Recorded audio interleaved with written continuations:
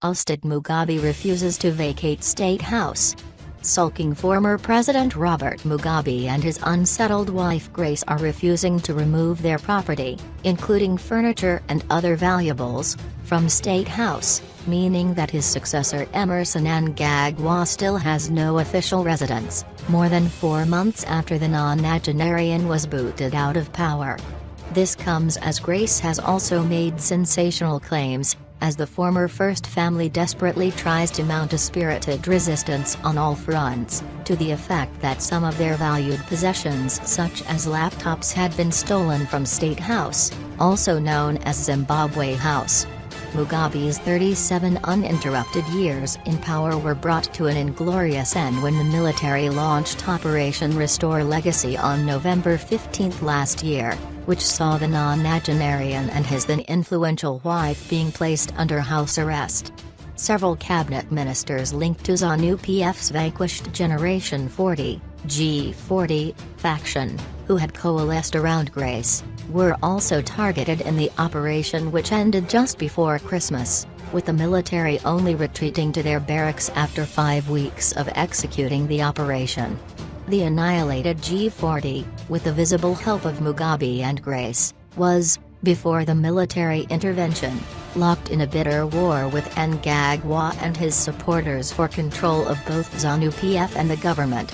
But since his ascendancy to the throne, Mnangagwa still has to move into the official state residence, remaining at his relatively modest home in the northern suburbs of Harare, which security officials say is both unsafe and unsuitable for the country's new leader. Mnangagwa's spokesperson, George Tramba, confirmed to the Daily News yesterday that Mugabe and his wife were taking their time to make way for the new sheriff in town. "The last time I checked, President Mnangagwa was still to access Zimbabwe House, and the former president was still clearing his things from there," he said. On claims that some of the Mugabe's property had gone missing, he said, "It's not being suggested that a man who hasn't taken occupancy of a state property is held responsible for items whose inventory is only known to the keykeeper who is taking his sweet time to clear." By the way, it's interesting that the computer theft story has moved from this out to Zimbabwe House. It is also interesting that a whole batch of donated computers were stolen a few years back during the former's incumbency. Last week, Grace told the media that laptops and other valuables had been stolen from her Moscow business hub during an invasion by artisanal miners looking for gold at the mineral-rich Smithfield farm. However, both the government and the miners have strongly disputed her claims, amid subsequent revelations that the former First Family was embroiled in a messy dispute with 3 mining syndicates which had obtained an order from the High Court, compelling their Gushungo dairies to leave the mining claim. Mugabe and Grace own the debt-ridden company and also have extensive farming interests in the area. Although Mugabe is refusing to remove his property from Zimbabwe House, in reality he vacated the mansion nearly 12 years ago when he decamped to his infamous Blue Roof mansion in Helensville, which the state later declared a protected area. It was not immediately clear yesterday whether part of the property that he left behind at State House included possessions that he shared with his much-loved late first wife, Sarah Sally Francesca Hayfren. In the meantime, Mnangagwa is said to have expressed reservations about moving into Zimbabwe House, amid allegations of superstition, although this was dismissed outright as hogwash by Tramba.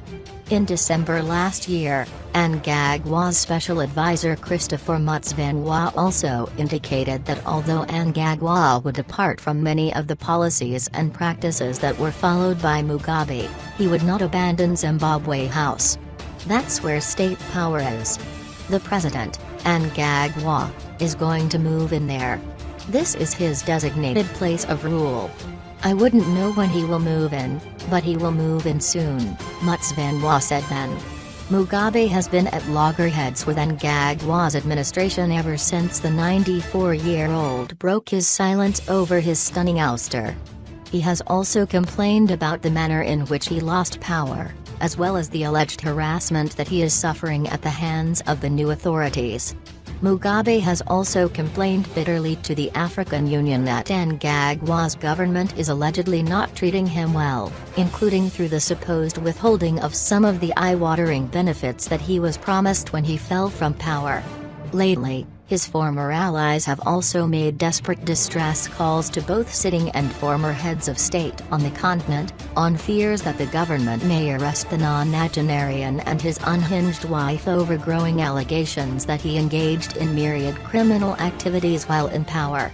Grace is already under serious police investigation after being implicated in the smuggling of the country's ivory stocks, with several other ongoing probes said to be targeting the former First Lady in the offing. While it has not been publicly confirmed, the Daily News has it on good authority that Mugabe has been personally assured of his immunity from prosecution for all the crimes that he may have committed during his tenure in office. However, it is believed that this blanket immunity does not cover the much-disliked Grace, who made many enemies both within and without ZANU-PF while her husband was in power.